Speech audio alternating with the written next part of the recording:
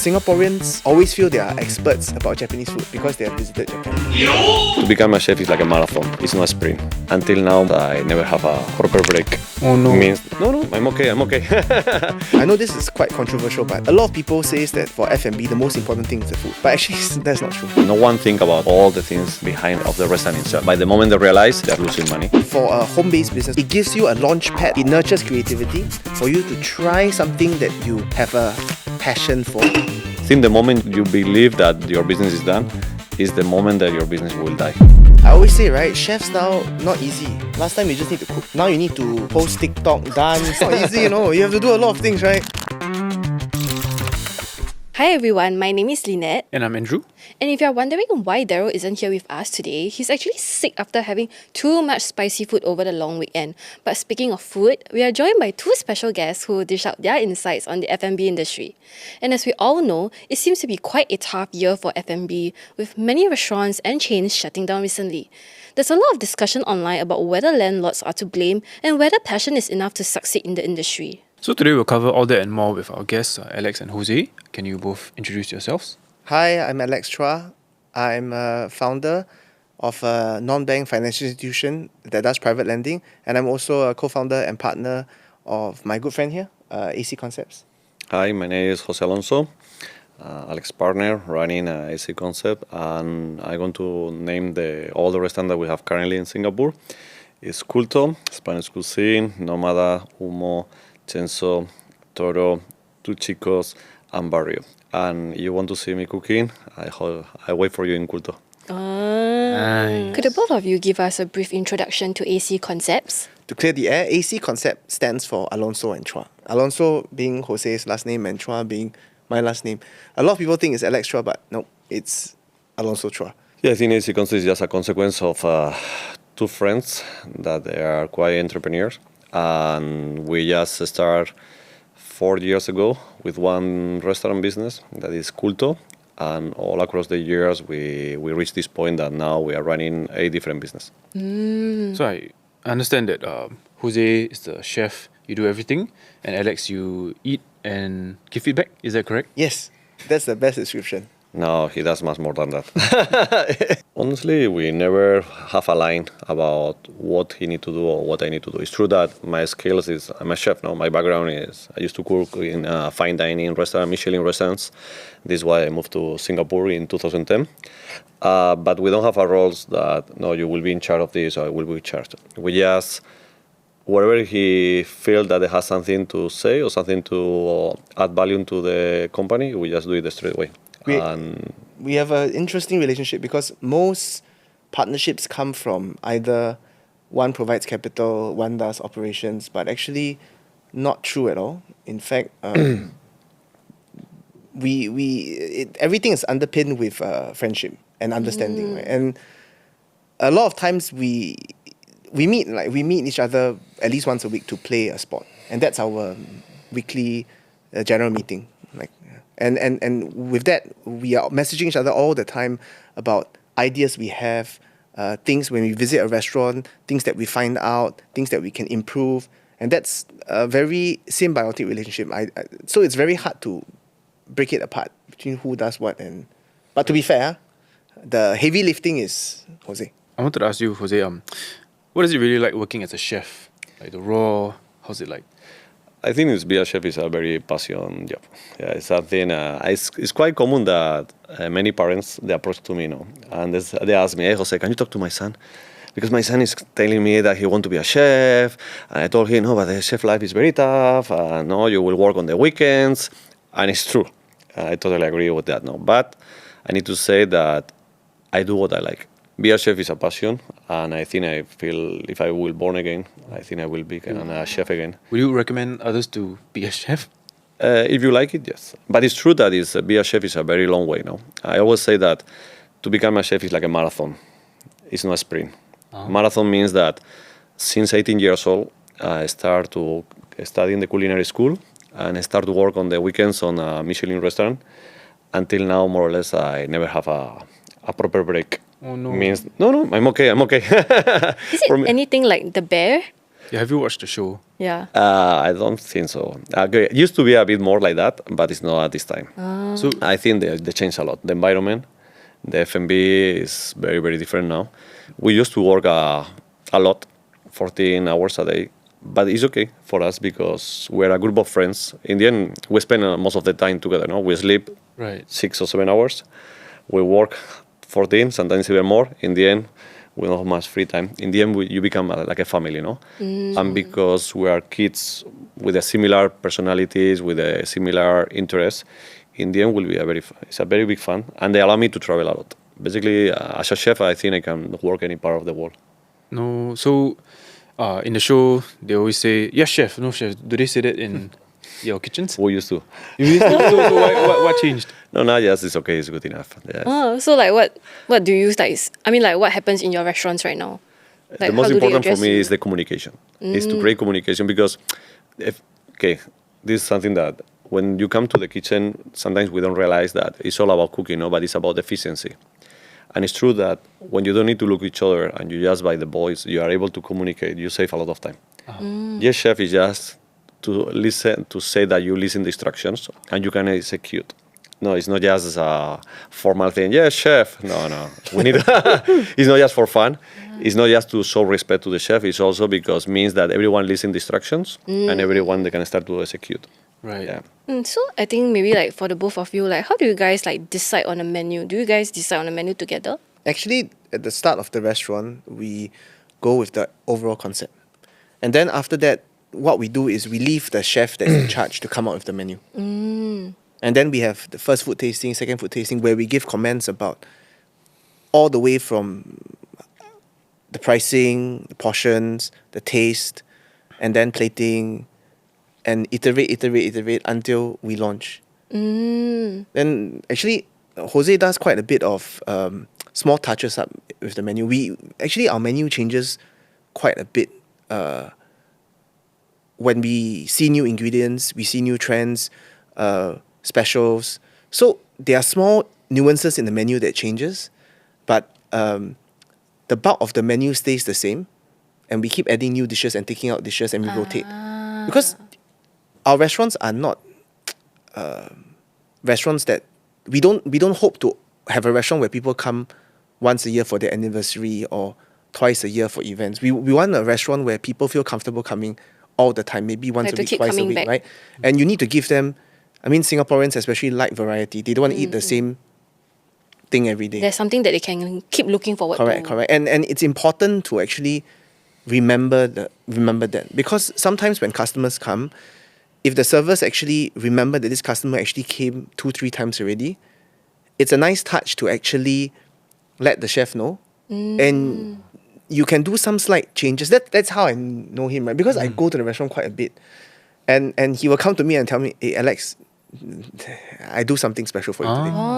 And that is the special touch, right? That you can give that makes the customer have that affinity towards you. Because you're no more a restaurant. You are a restaurant where people know you. And that what made that's It's like building a relationship, like the connection. So it's like just beyond service also, because like you feel like it's a customized experience for you. Yes. Actually, since I understand you are more on the managing part of the business, right? So what is the toughest part of managing F&B businesses? Actually, to me, right, I know this is quite controversial, but a lot of people says that for F&B, the most important thing is the food. But actually, that's not true. Then what is the most important thing? So the reason why I say that is because there are 10 things that can trigger you before you taste the food. You think about it. You go to a restaurant, you stand outside, no one greets you. You sit down, no one gives you the menu, no one serves you water, your food comes late, Oh, they keep waiting. you keep waiting, or you call the server, no one comes to you. I don't care how good Jose can cook. If 9 things happen that triggers the customer, the food will taste bad. And usually if you see the feedback, right, it's never about the food. It is something that triggered the customer that made him write a bad review. Usually. Right. And that goes to my second point, right? If you think about it, if I ask you your favorite place to eat, it's never the place that serves the best food. Yeah. Okay, char kway teow, wanton mee, okay, I get it. Chicken rice, I Up for get it. debate. But those are different kinds of, we're talking about restaurants, right? Yeah. Restaurant is not food.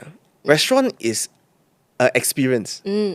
And a lot of people fail to recognize that. I'm not even talking about fine dining. I'm just talking about a normal restaurant. While you go there, it might be the grumpy auntie that keeps shoving you and asking you to eat fast. It's a memory that evokes, right? And something that makes you feel familiar. And that's why you go back. It's an experience. It's an experience. So you need to give that to the customer. I'm not talking about, again, I'm not fine dining. I'm talking about there must be something that a customer can remember, like those special touches. They are not things that are monetarily important, but they are small little gestures that make the customer remember. It's a unique, special experience where the customer would feel comfortable and want it enough to come back. Correct. And because there are so many F&Bs around in Singapore, I mean, Spanish restaurants alone, there are many. Chinese restaurants, there are even more. Japanese, even more. So how do you make yourself Stand out. stand out or different, right? So that's one. Then number two, the hard part is F&B is a human's business. It's a services business. Yep. So for a customer, it's not just the food that touches him. No, everything from service to the host to server, all these things, the communication and the touch is actually from humans. And humans are humans. They have bad days. They have Good days. good days. One day they wake up, they're not happy. So they might not be smiling so much. So all these things are the hard part that you cannot control. Food actually can control. Food consistency easier to control than human consistency.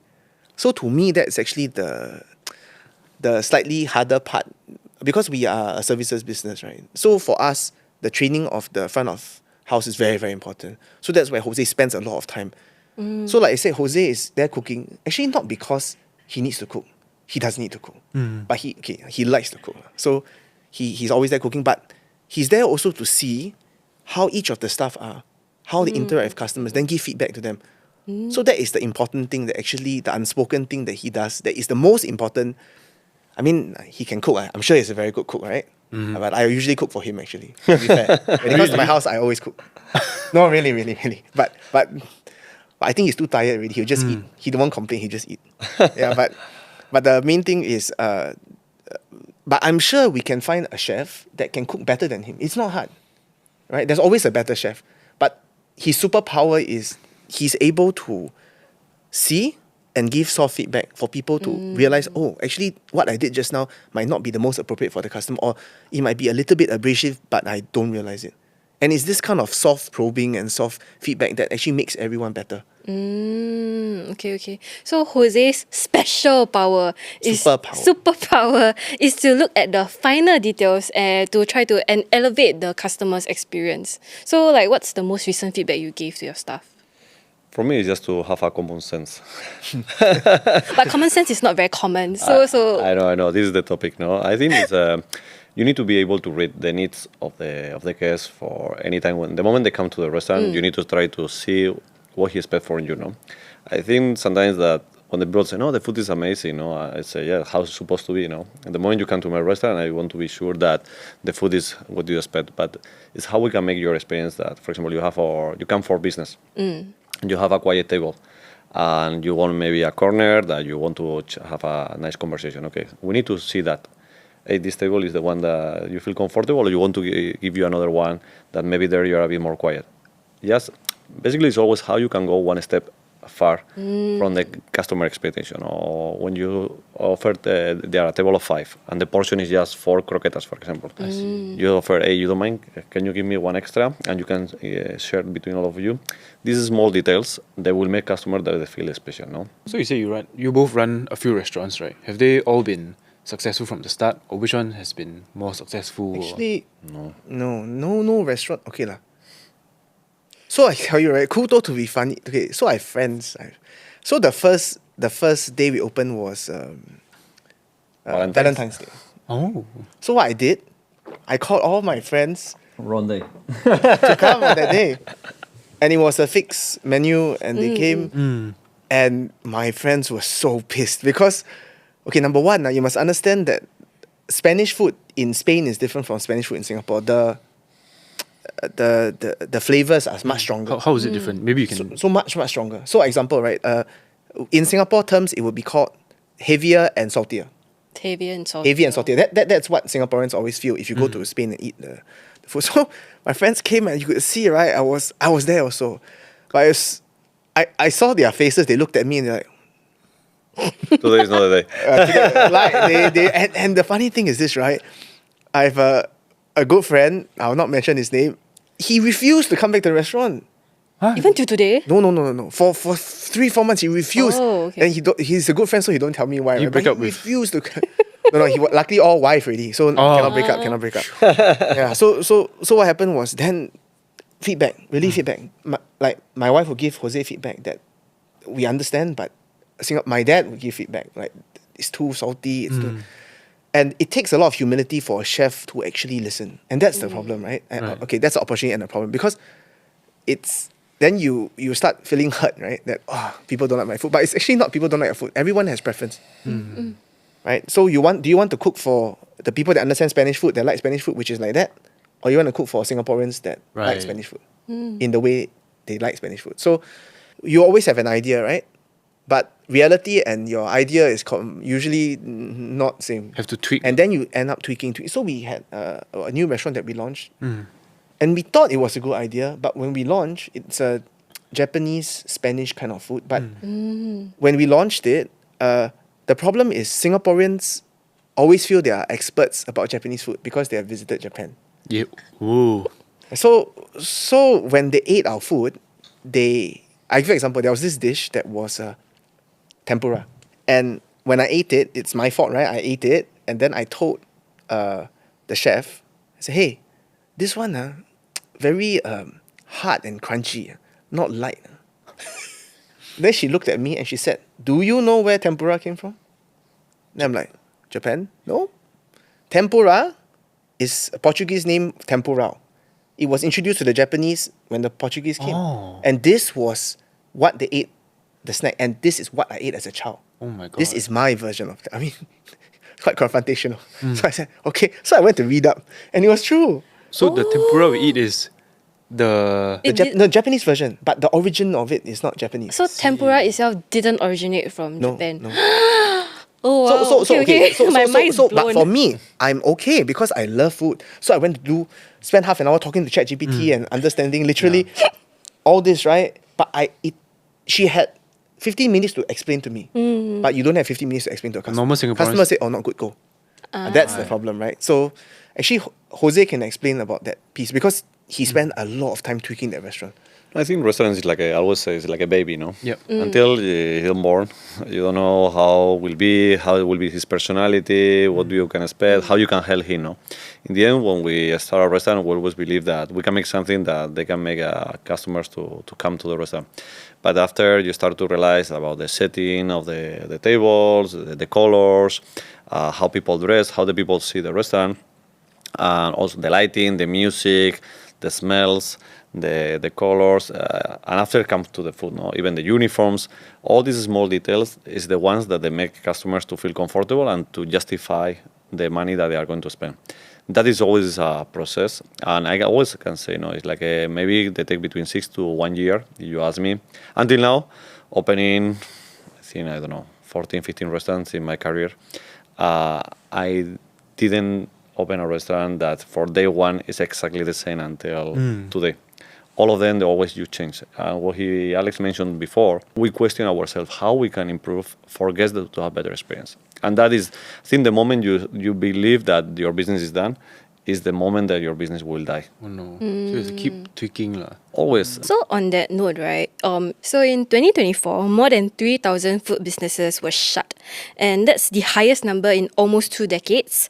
And as of August 2025, more than 1,700 have shut, though 2,300 new food businesses have started up. So why does it seem like so many F&B businesses are shutting down recently? F&B is something very romantic. Everyone like to eat and everyone like to have a restaurant. No? And I think it's something that is very intrusive. Sometimes people that they don't have much experience, they just having a nice dinner. He knows a chef, and he believes that they can open a restaurant between 4 friends. And they say, no, I have a lot of entertainment. I know this chef that I go often to eat there. And basically they raise some money and they just start to run the business. But no one think about all the things behind of the restaurant itself. Right. And by the moment they realize, they are losing money. And the moment they don't know how to run away for the situation. Because it's true that the operation cost is very high for any single restaurant in Singapore, salaries, CPF, rental, utilities, everything that sometimes you don't put in the picture. But the moment you realize you are losing a lot of money. And it's very painful. It's not about the investment. It's also about every month you need to continue putting money in order to keep alive. In the end, this is why I think is people in and out very often. Plus, I think Singapore as a food destination became a global position, and everyone want to enter Singapore in order to try to grow the business in South of Asia. In the end, we have a lot of players, not only locals, it's also around the world that they are trying to bring the brands. In the end, it's a combination of, it's not just one thing, it's a combination of many facts. In the end, it's yes, Singapore is an intense F&B destination. By the way, if you're enjoying this episode, make sure to follow us on Instagram and TikTok and let us know what topic you want us to cover next. Okay, now back to the show. Another hot topic question. A lot of people, when they see like reports of a restaurant or cafe closing down, the first thing they will do is to blame the landlords. So do you think landlords increasing rents are to blame? Actually, before you start a business, you need to know the rules of the game, right? And high rent. Singapore is never a low rent place because we are an island, right? There's not much space. Number two is humans. Manpower cost is expensive. Cost of goods is always expensive because we import everything. So it's a given. But I agree that all these have increased over the years.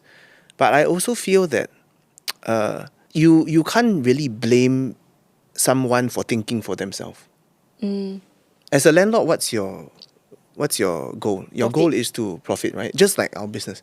So we shouldn't expect that a landlord thinks for us. Let's put it this way. So they do their thing. We need to do what we need to do, right? So if the rents increase, move. If when you're starting a business, look at the rent. Look at your contract. If it's 3 years, build a business plan within 3 years that you make money. Not build a business plan for 6 years and hope that the landlord doesn't increase the rent after 3 years. So I think some people are saying like it's not fair. Like how do you react to people saying that? But why is it not fair? Okay, for me, I believe in quite a democratic society where it's demand and supply, right? So if naturally the market will correct itself if there is over supply of spaces. But the fact is, the best spaces are never oversupplied. There's always demand, and there's always someone to come and take over. So like your stats, right? As with the number of restaurants closing, there are more restaurants opening, which means that as a whole, the number of F&B players are increasing. Okay, but that being said, actually I was speaking to a friend just now. He said that it might not really be true because it's all in the details, right? A lot of these numbers come from ACRA, and ACRA is one company, but a chain closing versus one restaurant opening is very different effect. So I don't know, have the details. No studies have been done. So maybe that's another way to look at it. But I don't believe in fair or not fair. I believe that everyone does what's best for themselves because that is business, right? And we just do what we think is fair to everyone. We need to survive. We need to make money. So we will make the best decision what we need to do. If a landlord increases our rent by 20%, we'll go. They're not doing this for charity. They're still making money. Yeah. Right. But a landlord is not dumb also, right? They know that if they lose you, they will have to maybe lose 3 months of rent before someone else comes in.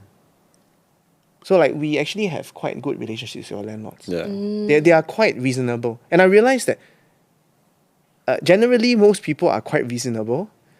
And if you explain to them you have some situation and you need some help, they will usually help you, but not forever.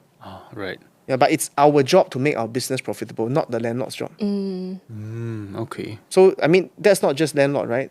Cost of goods have been increasing. That's actually one of the biggest increases, your cost of your beef and everything. So what we need to do is to constantly change the menu to adapt to those costs. You cannot just keep saying, what people mostly do is they decrease the portion, which customers are not dumb, they can see. Yeah. So we always try to give value. And we try to do that with a combination of a few things, and including portioning. But if a menu item has increased too much, and you cannot increase your price too much, then change. Do you think Singaporeans are just dining out less? It's true that now it's easy for them to travel, no? And because the currency of Singapore dollar is very strong, I think the question, no, if it's more worthy to just to maybe to stay at home for a couple of weekends and travel around of South of Asia just to enjoy that saves. But in the end, is restaurant dining is entertainment, no? It's a way to meet your friends. It's a lifestyle, no? Oh, I think it's true. Like I do feel that there are people that are still dining out. Cause I think for me, when I plan to meet my friends, we'll be like, "Hey, where do you want to meet? Where do you want to meet? Where do you want to go eat?" And one of the places I've been to was Chico. So yes. Oh, which one? At Holland Village. Okay. Yes. Nice. Yeah. I had the big rigatoni. Yes. Actually, to your question, right, I don't actually think that people are eating out less. I think they are more selective where they spend their money eating out. Because there's so many options out there. Yeah, and I think that average spend, I think overall has fallen recently. Right. So I think that at the end of the day, everyone is looking for value, right? And value in different means, not just value in dollars and cents, value in different means. So a perceived value of what you feel this meal is to you. So I believe that more customers are looking for their value in different places rather than saying that, oh, I'll just eat steak and I'll just go to the most expensive place to eat steak. I think now they're wiser. They will say, okay, I got this budget. Where can I find the most value to me in terms of not just the food, but ambience, the reason I go there and I spend my money there. Actually, that's a perfect segue to the next question. We wanted to ask you, what are your thoughts on home-based businesses and private dining experiences competing for business? Because you mentioned that people are getting more selective of where and how they spend their money. I don't really think that it's really a comparison, as in or competition. That's my personal belief, because for a home-based business, or most of them, they can only produce so much in that capacity because of their setup. I mean, home-based dinner maybe maximum 1-2 tables. Maybe you can do one turn a night. You can't have, and they're living in a residential place, right? There is a cutoff time in terms of for noise. So most of them end by 9:30, 10. So it's not really a competition. Right. But I feel that it is an extra avenue for people to discover other kinds of food. Right? Options. Options. So I think it's actually very good, no? Because it nurtures creativity. It gives you a launch pad for you to try something that you have a passion for. As a, how do I say, like, it's like an accelerator, right? Just you go try in out. there and you try, and actually, I really hate cooking. I don't like to meet people and talk to people. I will not open a restaurant. It's like a low stakes venture as compared to opening a restaurant. Yes. So it's actually very good for creativity and very good for growing the industry. But people look at it as a competition. But honestly, I don't think restaurants open to compete with home dining, Home-based. home base. They open because they want to grow, right? Everyone Right. wants to grow. Yeah. So as with home base, when they are more stabilized and they understand their customer market fit and they realize that, okay, I like this business, I like to do, they will have no choice but to open a restaurant. But there's been some unhappiness among F&B owners that home-based businesses aren't subjected to the same rules, like strict regulations and licensing and tax requirements that restaurants face. So what are your thoughts about that? Tax. Okay, yes, plus and minus now. I understand where they are coming now, but I think we are playing a different game now. I think when you put too much effort about what others are doing, you lose your focus. I think your focus needs to be sure that your business is doing well. That's it. I think it's you are worried about what others are doing when you are not doing well. When you are doing well, you just you don't care. No, I think it's this. Always we try to find why the reasons that our business performance is okay, our operation costs, our rent, our private dining, our takeaway delivery, but I believe it's many people also in the F&B that they are doing very well. They continue to grow and open a new restaurant. It's always you are going to have people that they will complain. No? We have this saying, right? I mean, play your own game. Don't play other people's game. Know what game you're playing and just play it well. And that's the motto between us, right? I mean, for us, maybe that's why we're friends, right? We don't like to complain. We don't like to blame. For us, instead, we like to learn. So when I go to home-based dining and I find something that's interesting, a dish or a Try way to they adopt present, it. then I'll tell him, hey, I take a picture, I send it, hey, this. You learn and adapt. We learn. So on that note, right? Actually, just now you mentioned, like, I think nowadays there's a lot of options out there, and then what they are bringing to the table is not just the options but value for money. So, what are your thoughts on like the many Chinese restaurant chains that are popping up? Because there are so many well-known ones like Haidilao or Xiang Xiang Hunan Cuisine, and even like the smaller ones like Luckin Coffee, Mixue and Chaji. So like these options, they are actually quite value for money, and they are quite convenient because they have so many outlets. Like they've been like there's so many like franchises and like outlets popping across the island like in like the past few years or even months. So like what are your thoughts on like these restaurants? I feel that they bring a different kind of game, right, in terms of scale. And it can be said for any restaurants. It's just that in Singapore, you see all the Chinese ones because they're the one really expanding. Yes. And it's a market that they want to be in, right? But I feel that the unit economics for every single business should be the same in the sense where you need to make money. And if they can keep growing like this, clearly they found a way to make money. And that's the trick, to figure out how they do that. Because like Haidilao, they opened a lot and they closed a lot too. So, but they are still, to me, number one in terms of hot pot in Singapore. Yep. It's a brand recall, right? You want to eat hot pot, you go to Haidilao. Yes. So, Competition is make you stronger, no? They will kill you or they make you stronger, no? I think it's fine. It's again, no, is we cannot stop that. It's something that is beyond our control. In the end, again, better we put the energy in order to be sure that all our restaurants are doing well. We continue building the relation with our guests, and that's it. We cannot. It's something that we cannot stop. No? And if they're doing well and they're expanding, then the question we always ask, no, why we cannot be like them? Ah, okay. So that's a better question, right? How to be How like to them? Oh, this is why I told Alex we need to open a Chinese restaurant. Yeah, actually, no, he really said that. I Do you have will. plans to open a... I will love. Almost. what type almost. of I will. cuisine? Like what type of food? What type of No. Chinese food? I don't. I He likes xiao long bao. I like everything. Some? Okay. I like okay. I like to eat. No, I like proper food. In the end, everything for me is restaurant business is quite similar.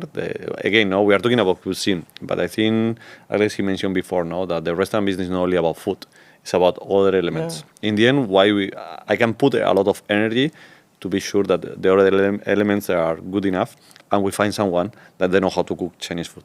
Over the years, there's this significant influence when it comes to like Chinese food and Chinese restaurants appearing, and a lot of people feels like it's diluting like local taste and culture, yes, and it's also affecting like how people run their businesses and whatnot. But to you guys, you see it as something positive to learn from, to adapt. Is that correct? Local taste and local culture, like your hawker food, the reason why it is not expanding is because it is too cheap.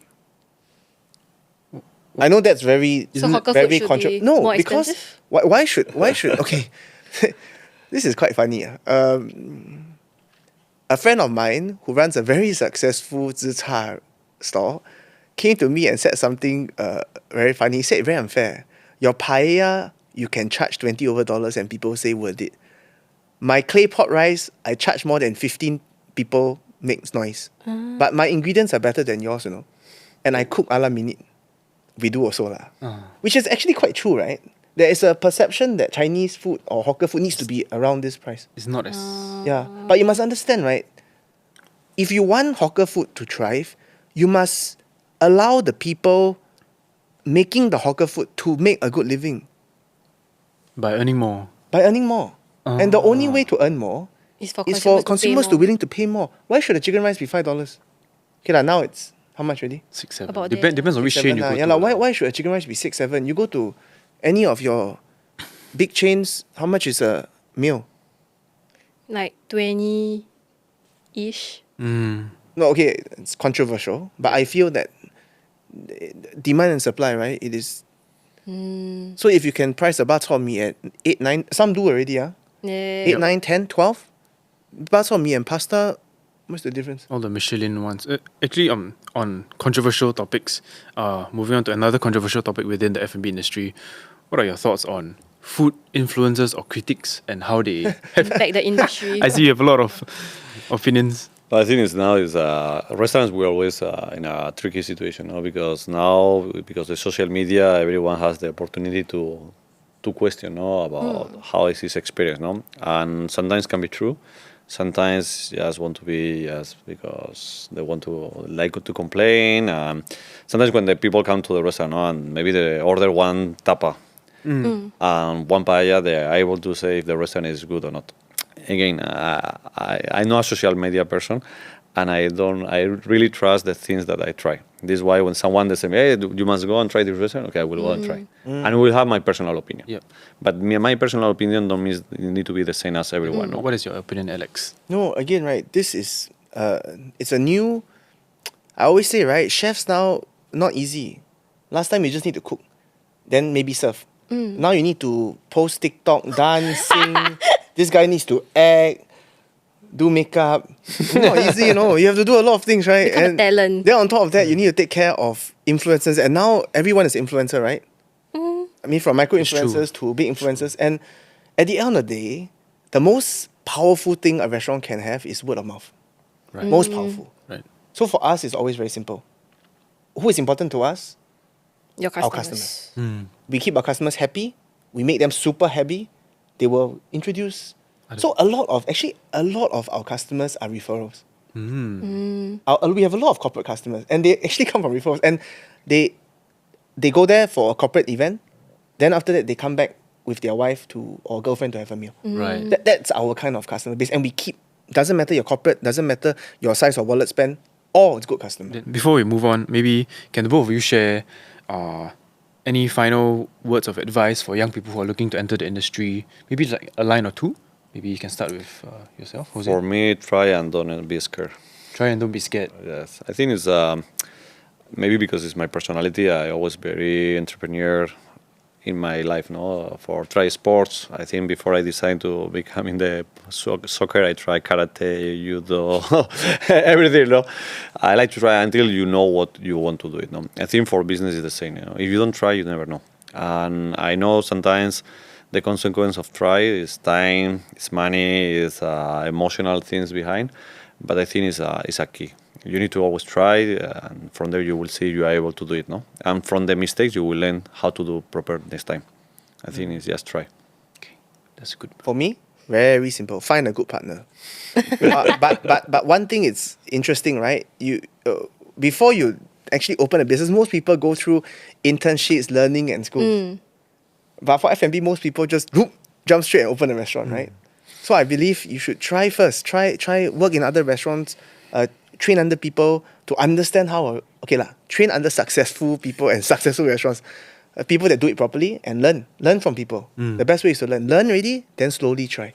I see. Yeah. Okay. So actually, one thing I picked up from like the conversations that we had, right, was something I learned from what you've shared, right, is to be someone that's able to take criticism and feedback, because it's only by taking criticism and feedback that you know how to improve, like how you can change your menu to fit your customers' preferences and tastes. So I think that's like an important thing everyone should kind of like take note, which is to have the humility to learn and to adapt. With that, we've come to the end of today's episode. All this talk is making me hungry, so what are the both of you going to eat later? I'm going to the Cai Fan that he told me where to go. Today I have a food testing. I have a lot of new dishes to try in Cool I'm Talk. envious. And alright, thanks for joining us and see you in the next episode. Bye. Bye.